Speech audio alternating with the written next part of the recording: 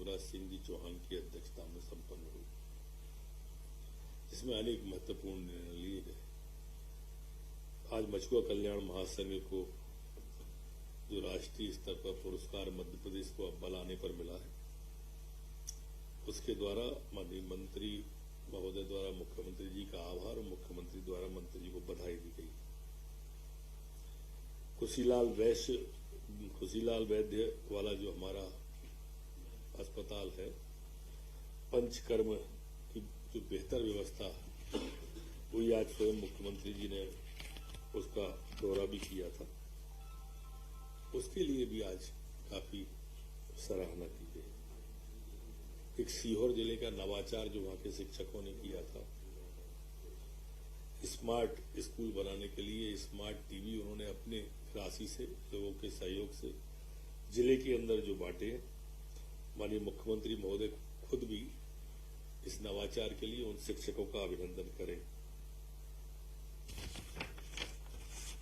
आज सामाजिक न्याय और निःशक्तजन कल्याण विभाग का नाम बदलकर सामाजिक न्याय एवं दिव्यांगजन सशक्तिकरण विभाग करने का निर्णय कैबिनेट के द्वारा लिया गया है। सीएम राइज योजना के अंतर्गत सर्व सुविधा आयुक्त विद्यालयों के निर्माण के लिए जो आज थी, उसकी 2660.66 करोड़ रुपए के निर्माण के लिए स्वीकृत किए जाना की सहमति दी है। यहां मैं यह कहना भी प्रासंगिक समझता हूं कि एक महत्वाकांक्षी योजना है जो शिक्षा के गुणवत्ता में सुधार के लिए, शिक्षा के स्तर में बदलाव के लिए मध्य प्रदेश में क्रांति लेके आने वाली है। स्वयं मुख्यमंत्री जी भी अभी पिछले दिनों जब वहां पर गए थे तो उन्होंने भी देखा कि वास्तव में बच्चों के बौद्धिक विकास में और उनके आत्मविश्वास में गुणात्मक वृद्धि हुई है। आज मुख्यमंत्री जी ने तत्काल माननीय मंत्री स्कूल शिक्षा को कहा भी है कि ये 275 विद्यालय विकसित किए जा रहे हैं, इनकी पूर्णता का ध्यान रखा जाए और 73 विद्यालयों की डीपीआर भी तत्काल बनाई जाए। जनवरी मास में हमारे यहाँ 3 महत्वपूर्ण कार्यक्रम होने वाले हैं। एनआरआई सम्मेलन, प्रधानमंत्री जी स्वयं और खेलो इंडिया यूथ गेम्स जो आने वाला है। ये खेलो इंडिया यूथ गेम के लिए आज कैबिनेट के द्वारा अलग अलग मदों में 85, 92 ऐसे करके कुल 177.50 करोड़ की कार्य योजना की तैयार कर वित्त विभाग की सैद्धांतिक सहमति इसमें प्राप्त हो गई है। 177 पॉइंट इसके लिए कुल व्यय जो इसका आने वाला है वो 212.87 करोड़ रुपए के व्यय का अनुमान इसमें है। ये 8 जगह पर पूरे प्रदेश में ये खेल होंगे। ये 8 जगह है, भोपाल, इंदौर, ग्वालियर, मंडला, बालाघाट, खरगोन में महेश्वर, जबलपुर, दिल्ली आदि शहरों में एक महत्वाकांक्षी या कार्यक्रम खेलो इंडिया का मध्य प्रदेश में होने के लिए जा रहा है। उसको भी कैबिनेट के द्वारा आज सहमति प्रदान की गई है। आज भैंसदेही जिला बैतूल में खसरा क्रमांक 559 रकबा 19.247 में से 283 हेक्टेयर भूमि का स्थायी पट्टा मध्य प्रदेश नजूल भूमि निवर्तन निर्देश 2020 और 24 सितंबर 2020 के अध्याय 3 के भाग अनुसार आवंटित करने का निर्णय भी तय किया है। भारतमाला परियोजना के अंतर्गत इंदौर के समीप MMLP के स्थापना के संबंध में भी आज कैबिनेट के द्वारा मंजूरी दी गई है। कि इसमें मल्टी मॉडल लॉजिस्टिक पार्क हेतु पीतमपुर जिला धार में 126.5 हेक्टेयर भूमि चयनित की गई। इसका मूल्य लगभग 170 करोड़ रुपए है। इस भूमि में से लगभग 107 हेक्टेयर भूमि निजी है। इसके लिए भू अर्जन किए जाने के प्रस्ताव को भी आज मध्य प्रदेश की कैबिनेट के द्वारा मंजूरी दी गई है।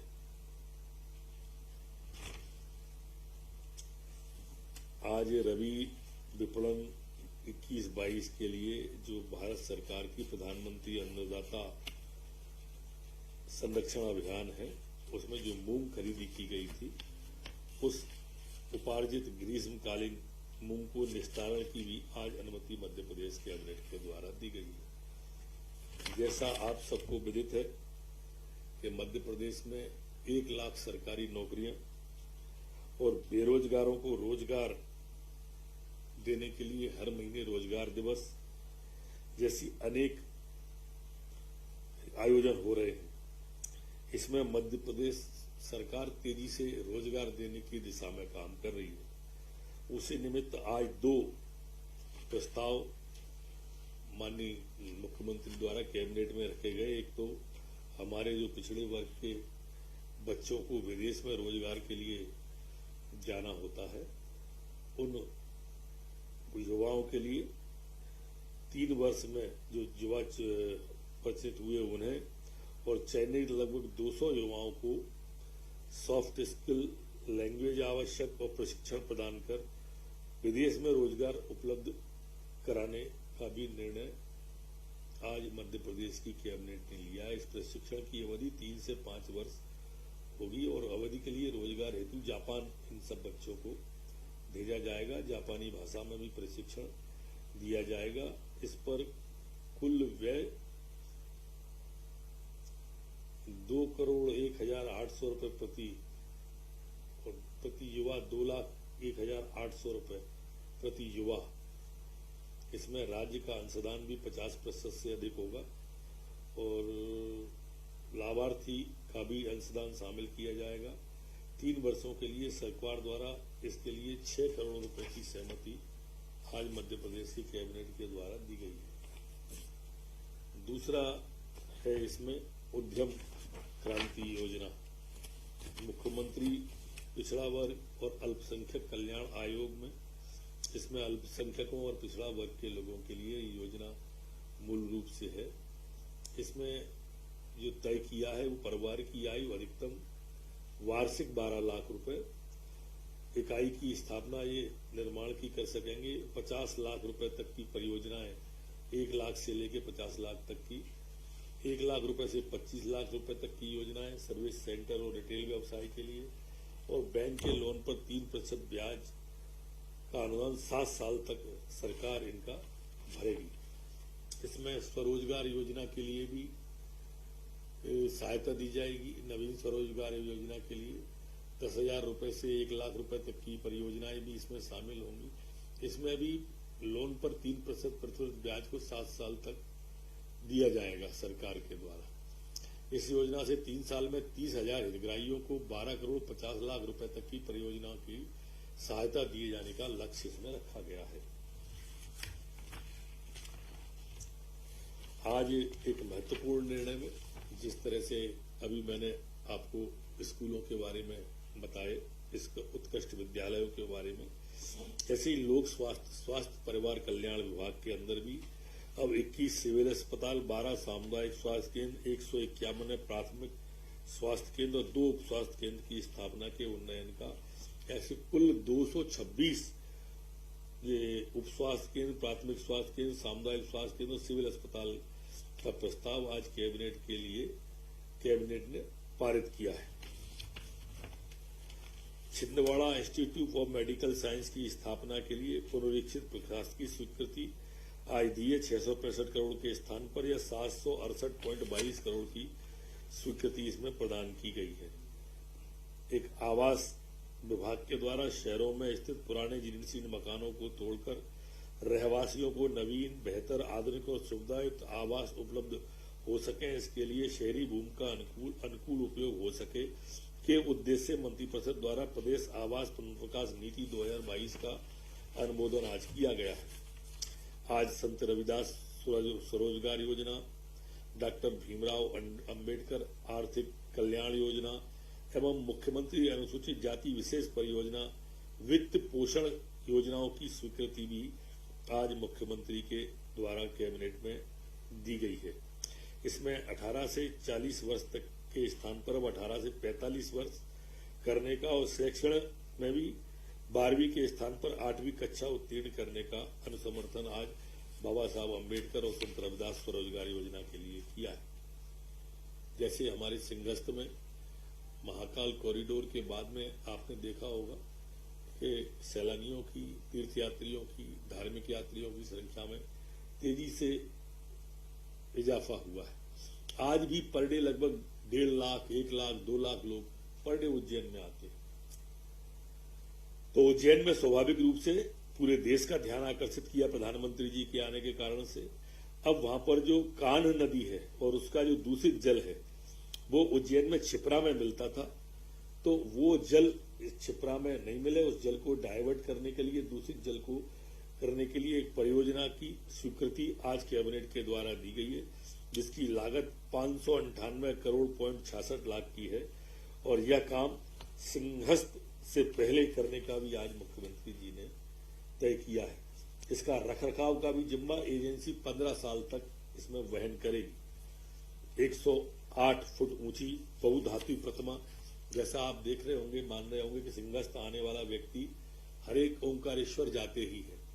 और वहां पर भी एक बड़ा कॉरिडोर हमारे शंकराचार्य जी जो थे, उनकी 108 फुट ऊंची धातु की प्रतिमा का निर्माण जो हो रहा है, उसके लिए आज पुनरीक्षित लागत 198.25 करोड़ की स्वीकृति प्रदान की गई है। इससे हमारे सारे संत समाज में हर्ष है कि शंकराचार्य जी की प्रतिमा, शंकर प्रथम की वहां पर हो रही है। इसी तरह से दूरसंचार सेवा, इंटरनेट सेवा, अवसंरचना प्रदान, वायर लाइन आधारित वॉइस और डाटा सेवाएं उपलब्ध कराने के लिए आज संरचना स्थापना सुगम बनाने के लिए भी नीति और दिशा निर्देश पर सहमति कैबिनेट के द्वारा दी गई है। ये जो राज्य साइबर सुरक्षा में जो सेंध लगाने की कोशिश होती है, उसके लिए एक राज्य computer security incident response team की भी चर्चा होकर सहमति प्रदान की गई है। जैसा आप सबको मालूम है कि हमारे मध्य प्रदेश लोक परिसंपत्ति प्रबंधन विभाग के द्वारा इसमें सागर जिले की रहली तहसील का डीएस कंस्ट्रक्शन को 8 करोड़ 80 लाख रुपए के लिए दिया है। इसकी रिजर्व प्राय 3 करोड़ 52 लाख थी, जिससे 2.5 गुना ये राशि आई है।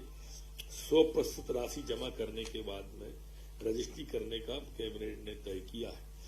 इसी तरह से बिचौली हेप्सी इंदौर के अंदर की भूमि है, उसे 8 करोड़ 15 लाख 92 हजार में दिया है। इसकी रिजर्व मूल्य 1 करोड़ 92 लाख था, ये 7.28 गुना ज्यादा आया है। ये भी 100% राशि जमा करने के बाद में रजिस्ट्री का है। इसी तरह से चौरई जिला छिंदवाड़ा की है, एक स्क्रैप है, जो मशीन का जो लोहा खराब हो जाता है, उस लोहा खराब को जो सोयाबीन प्रसंस्करण था उसका स्क्रैप था ये, इसकी नीलामी की गई है, जो 11 करोड़ 1,38,000 रुपए जिसकी गई है। इसकी रिजर्व प्राइस 2 करोड़ 27 लाख थी, उससे चौगुनी राशि में ये आई है।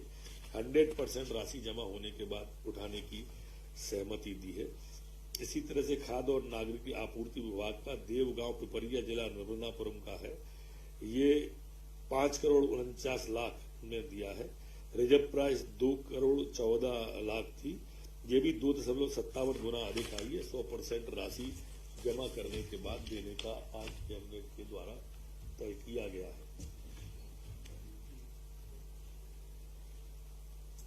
आज न्यायिक अधिकारियों के वेतन और प्रोक्षण नियम का सृजन किए जाने का भी तय किया है। इसमें लगभग 235 करोड़ रुपए का व्यय अनुमानित है। इसमें 15 स्टेट पहले इसे कर चुके हैं और इसलिए आज कैबिनेट के द्वारा एक यूजीसी, अब मैं समझ नहीं आ रही